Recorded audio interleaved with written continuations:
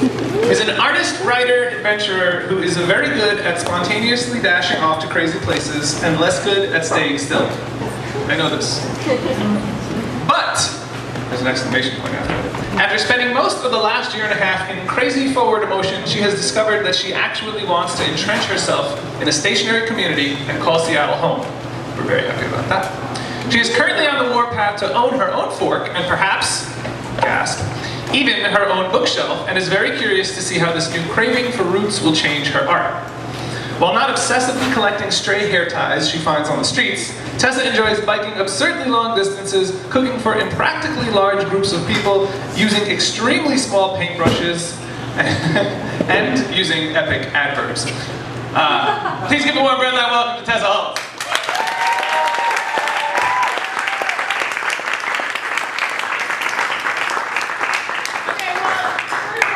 Removing the microphone and microphone stand because I'm going to need my hands for a portion of this. Everyone that's down the hallway, you're going to need to get really, really cuddly with this side of the room because I am an illustrator and my talk is visual. And it's actually really great that I have to stand here in the middle and press the forward button on my presentation because that means I don't have to stand in the front of the room and none of you can see my face. And that's exactly how I like this. When I started this, my hope was to take my own personal experience and fit it through the machine of my creative process. Oh, no, not that one, sorry. That one. And create a final product that was implicitly informed by my own life. Well, that transformation didn't happen. I put personal experience in, and personal experience came right back out. And I really didn't like that because it meant that I was going to have to stand in front of a crowded room full of people and talk about myself. But once I consciously realized what my subconscious was up to, it had gone too far to be stopped. So the way this talk is going to work is that I'm going to introduce some of my creative influences, and then I'm going to go off on a whole lot of tangents. I'd like to take a moment to mention that when it comes to drawing, writing, and public speaking, two of these three things I do professionally. One I find to be utterly terrifying. I bet you can guess which one. So if I ask a question, please do yell out the answer. Initially, I thought I was going to be standing in the front of this room so I could see you as you responded. But as it is, just yell and I'm going to try and figure out where you're talking from because I'm not above bribery, and if you answer my questions, I'm going to throw candy at you. All right, and with that, has anyone here heard of Connie Willis? Yes, yes. Oh shit, there's more of you than I thought. Okay, well that's really awesome. Like candy, well, candy. Oh, okay, sorry. This actually makes me really happy. So, like the fields of video game design, fishing, and anything involving the wearing of Carhartts, science fiction writing is a male-dominated field. And this is unfortunate because there are some really awesome female science fiction writers. Connie Willis is one of them. So Connie Willis often writes about the origin of her own ideas, and she has this really great quote as the preface to one of her short stories. People always ask you, where do you get your ideas? Writers hate this question. It's like asking Humphrey Bogart, an African queen, where do you get your leeches? You don't get ideas. Ideas get you. So I wish that my leashes had proved to be just a little bit less self-referential, but I firmly believe that if you find something in your art or any other aspect of your life that makes you uncomfortable, the best course of action is to confront it directly. Who is Douglas Adams?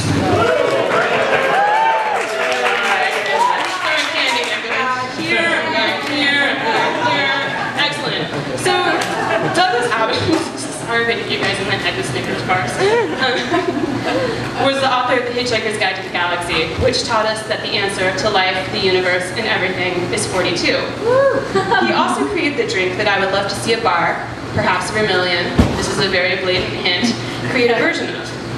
It's called the Pangalactic Gargle Blaster, and it's described as being like having your brain smashed out by a slice of lemon wrapped around a large gold brick. Adams taught us that we should always know where our towel is. We unfortunately will never know what else he might have taught us, as he died young. He expired suddenly at the age of 49 while working out at the gym.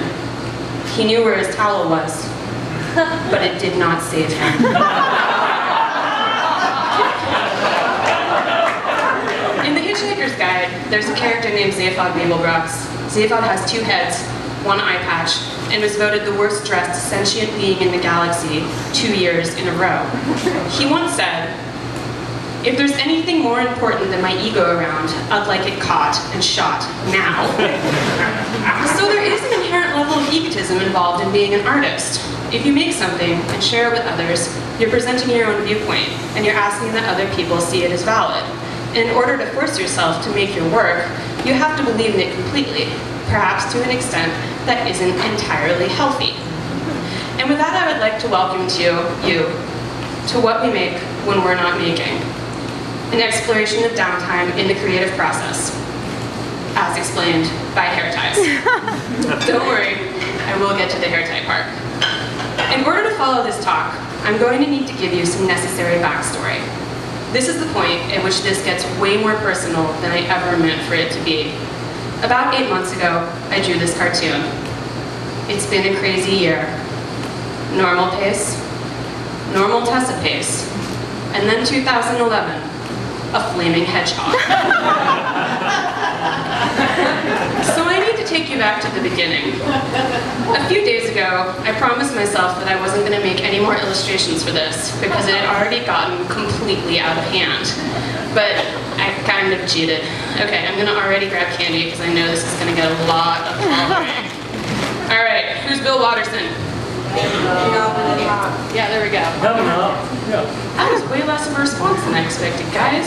All right, so pretty much everything I know in life I learned from Calvin and Hobbes, and one lesson that I often find myself returning to is that a cardboard box can be absolutely anything you need for it to be. So I didn't make any more illustrations, but I did make a time machine. So I need you guys to look at me for a second. I'm going to put on my Breadline time machine. Yeah! And we're gonna go back to March of 2011.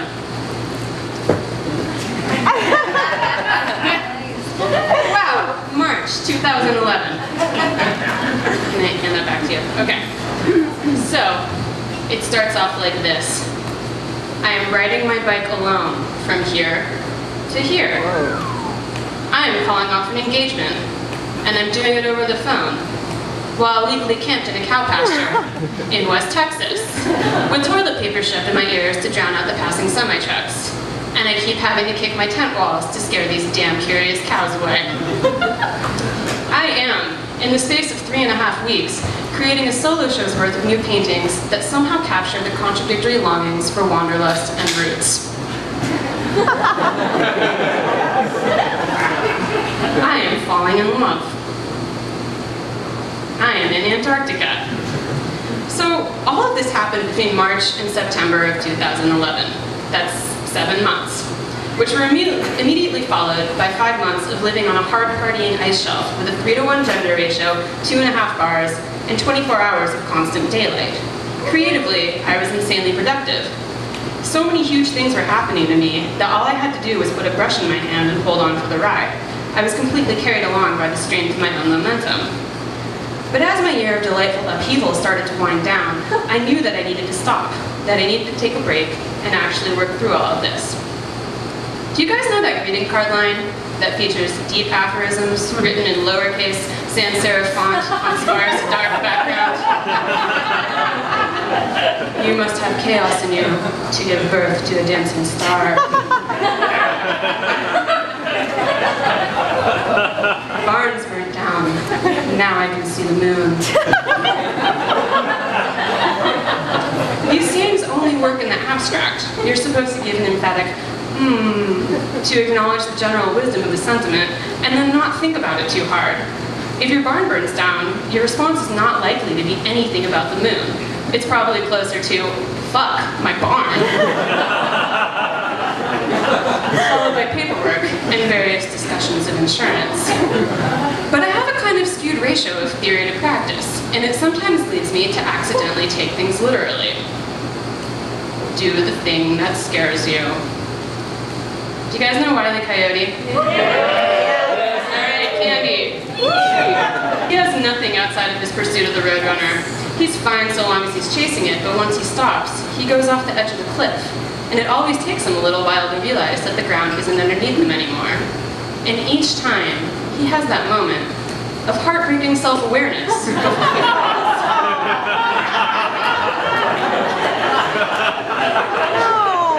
So I decided to stop chasing my personal Roadrunner of constant forward motion because I needed to know what I was without it.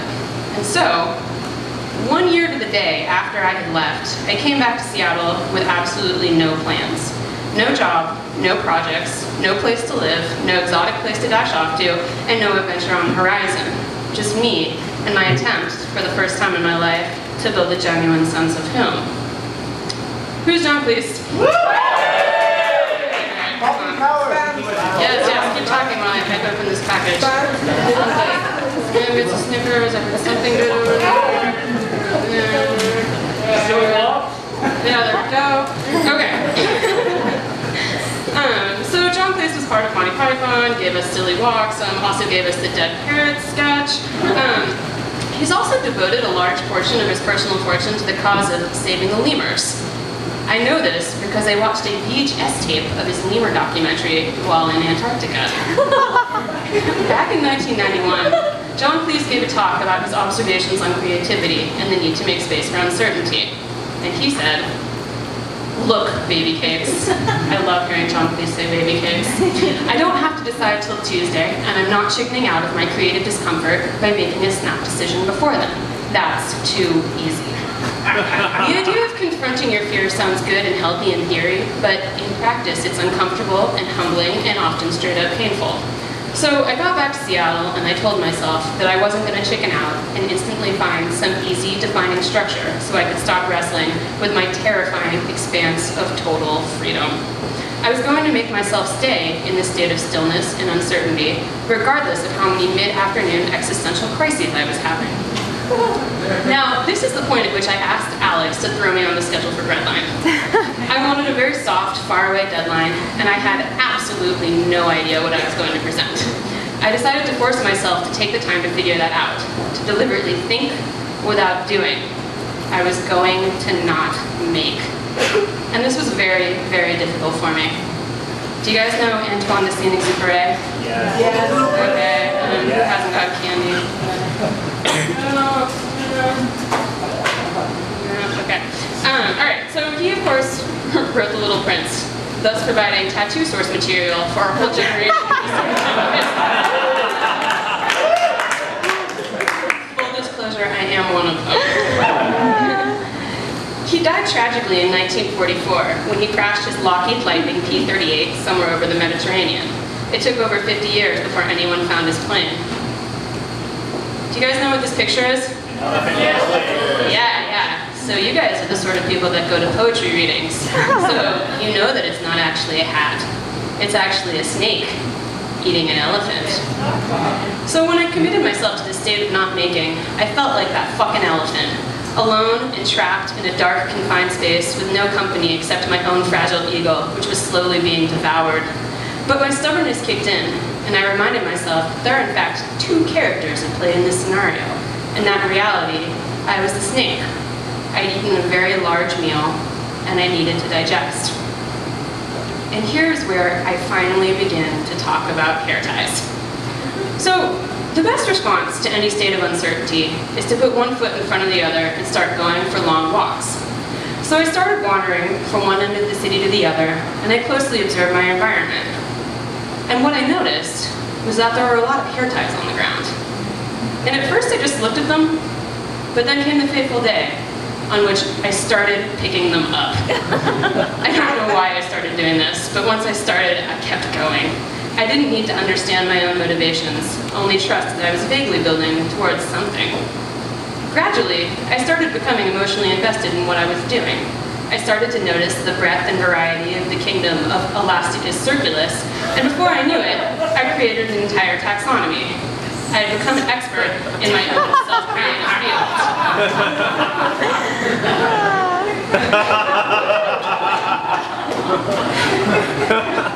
But my emerging lexicon of hair tie knowledge didn't come without cost.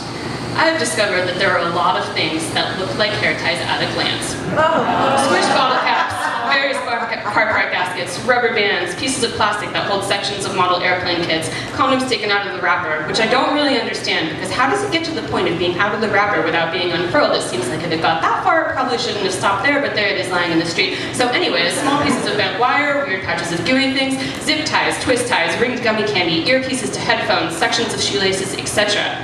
I actually felt real pangs of sadness when I went to investigate a potential hair tie, and it turned out to be something else. My quest for hair ties changed the way that I experienced my environment. I no longer refer to the long shadowed hours before nightfall as dusk. They are now the time of evening when efficient biking is difficult, because light quality makes every divot in the concrete a potential hair tie. It's hard, all the things that aren't hair ties. It can really get you down. I'm gonna tell you a secret. A few months ago, I was having a really rough day. I'd walked about 15 miles, and I'd only found 2 hair ties. My morale needed boosting, so I cheated. I came upon a broken section of one of those sticky hands you find in a 25-cent machine, and I tied it in a circle, and I called it a hair tie. Sometimes you have to break your own rules. So things went on like this for a while. I wandered around embracing tangents, and I told myself little stories about how these hair ties had got there. So these stories lay on a spectrum from likely, as illustrated by this runner, who was wearing those footy shoes that I hate,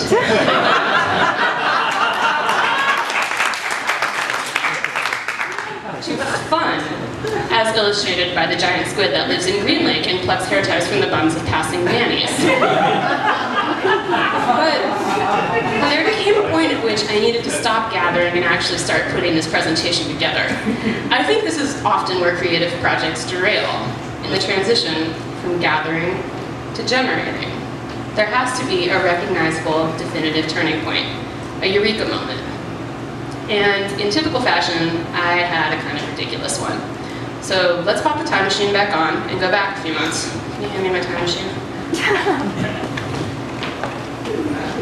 All right. Put it back to you. So it's been a few months. I'm being broken up with while waiting out a rainstorm in a patch of trees.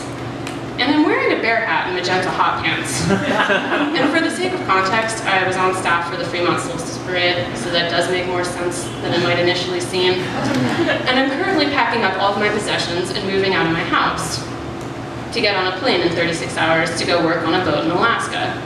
And then I'm biking home. I sense a lesson here, but what? I figured I'd spend my 600-ish miles alone on a bike, thinking through all the hurt and confusion and wounded pride that comes out of a breakup, and I did do that, but I was surprised to discover that the main question I found myself asking was, so, what am I actually doing with all of these hair ties? And that is when I very clearly went from not making to making. I was Wile E. Coyote again, charging off in a flurry of roller skates of TNT and dust clouds and anvils and hair ties and India ink. And for a while, it was going really well. Then I hit that point that comes in every large project. I became consciously aware of what I was trying to do, and I became paralyzed by the scope of my own ambitions. Now I wasn't just naively picking up hair ties. I was picking up hair ties as microcosmic proxies for the entire creative process. I was picking them up because collecting an impressive number of these mundane discarded items would demonstrate their incontrovertible physical evidence that the slow accumulation of overlooked objects can form something greater than the sum of its parts, ultimately mirroring the gradual development and eventual epiphanies of the act of making and culminating in a cohesive narrative that ties together a seemingly unrelated series of tangents and personal experiences in such a way so as to organically demonstrate the evolutionary nature of creative ideas and fundamentally alter the way that everyone in this room ever looks at a hair tie again. So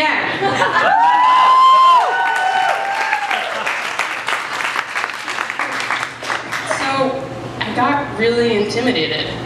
This project only got this far because I didn't know what I was doing when I started. In my own head, I knew what I was trying to say, but I didn't know how to say it to anyone else. I was fucked. My wheels were spinning, and I was getting progressively more stuck and scared and solipsistic and sleepy. So we're going to take one more quick jump in the Breadline time machine. Can you hand me my time machine again? So this is a short jump. We've only gone back 46 hours, and it is now Monday night. Who here knows John Boylan?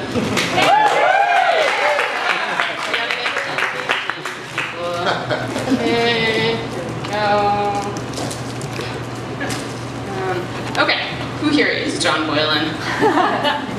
Hi, John Boylan. So, right here in this very room, John hosts conversations, panel discussions grouped around interesting themes. So, it's Monday night, and John has brought together a series of theater makers to talk about the act of making imaginary worlds real. It's about 7 o'clock, and I'm down the street wrapping up a meeting, and I'm feeling panicked and overwhelmed and completely out of time to fix this crazy hair tie presentation. So of course I do the irresponsible thing, and I go to John's conversation. And I suddenly remember that there's a very simple solution to the state of scared, stuck, solipsistic, and sleepy. Get the fuck out of your own head. The theater makers conversation was exactly what I needed, because it gave me a room full of articulate and self-aware professional makers who talked about how they wrestle with their grandiose ideas and how they deal with those invariable points of being stuck. And one of the guests, Sheila Daniels, said something that I scribbled down as the solution to this corner I backed myself into. The one job of the artist is to follow your instinct. That's your one responsibility. And that's all it took for this to fall into place. I knew how I was going to end this. So I finished my whiskey, went up to John, and said, "Thank you, John. They gave me the answer I needed. I am now going to go home and draw you into my solipsistic breadline talk." You see, I'd gotten stuck because I felt like I had to tie this all together for you in some really epic way. But that's not my job. My job is to simply follow my instinct and tell my story. And if I've done that right, the dots just simply connect themselves. Hold on, I need another tangible thing. I realize some of you might not be as comfortable with gross hair ties off the street as I am, so I have some gloves for this. But I've linked all my hair ties into a line, and I would like to see how far across the room they stretch. So if I can get somebody to take this hair tie chain and these gloves, any takers who wants to start this? Somebody, okay. I'll pass it. Okay, I'll pass it over. I'm really hoping this will go across the whole room. I think it will. Alright.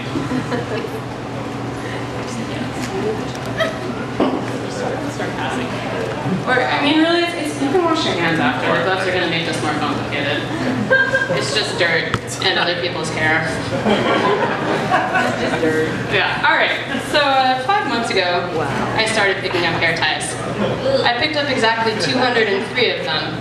And along the way, I gradually moved from a place of total uncertainty to what I hope has become a clearly defined project.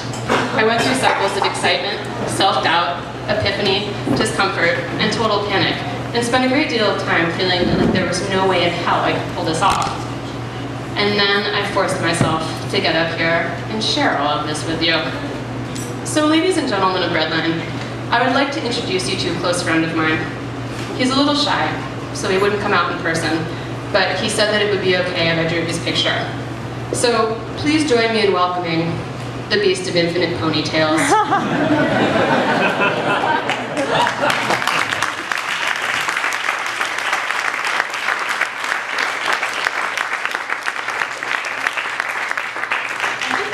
Can actually go down the hallway. It's still going, so Waverly, if you want to pass it, we'll see how far this will go. This is great. I say that he's a close friend, but we haven't actually met in person. We communicate through his cast-off hair ties, and sometimes I'll just catch a glimpse of a retreating ponytail around the corner of a building or the trunk of a tree. And when I find one of his hair ties, I wonder how he was feeling when he lost it. Was he a bit morose that day? Feeling alone because he's the only one of his kind? Or was he feeling a little bit saucy, happy to be out, feeling the wind blowing through his marvelous hair? How long ago did he pass by? Is he watching me shyly from the background? Is he waiting for me to make first contact? I choose to believe that he's leaving me hair ties as presents, giving me little pockets of support and encouragement to sustain me as I wrestle with this daunting task of building home. He's come to be a genuine companion in this whole bizarre endeavor, and we rely on each other in a strange way. He needs me in order to exist, and I need him to remind me of the wonder beneath the mundane. And while he may not be real in any traditional sense of the word, He's become as real to me as anything else in my life. And now that I've introduced you to him, some of you will start to see him too. The next time you find a hair tie on the ground, and believe me, now that I've pointed them out, you'll see them everywhere. Some of you will think of him. He was not real, but now he is. He started with one hair tie, but he has become my friend. He is what I made when I was not making. So this is the end of my hair tie talk, but I'd like to end with one last tangent. Some of you know that on a personal front, I've been having a really rough few weeks. My grandma passed away 2 weeks ago, and her death is very complicated. My grandma was a writer. She was also mentally ill, and her whole life was dominated by her bipolar disorder. There were times when she would write for days, refusing to stop to eat or sleep or even drink water, and her life was in many ways a heartbreaking story of somebody who had been destroyed by the tyranny of her own wounded mind. Literally no one outside of my family knew her, and I've been trying to find a way to get past the sadness of her preemptively forgotten life and honor her memory. Outside of her illness, writing was the only thing that she had, and while there is something tragic in that, there's also something that can be rightfully celebrated. So I would like to dedicate this project to my grandmother, the writer, Sun Yi, who put more into her making than anyone I have ever known. Thanks for listening.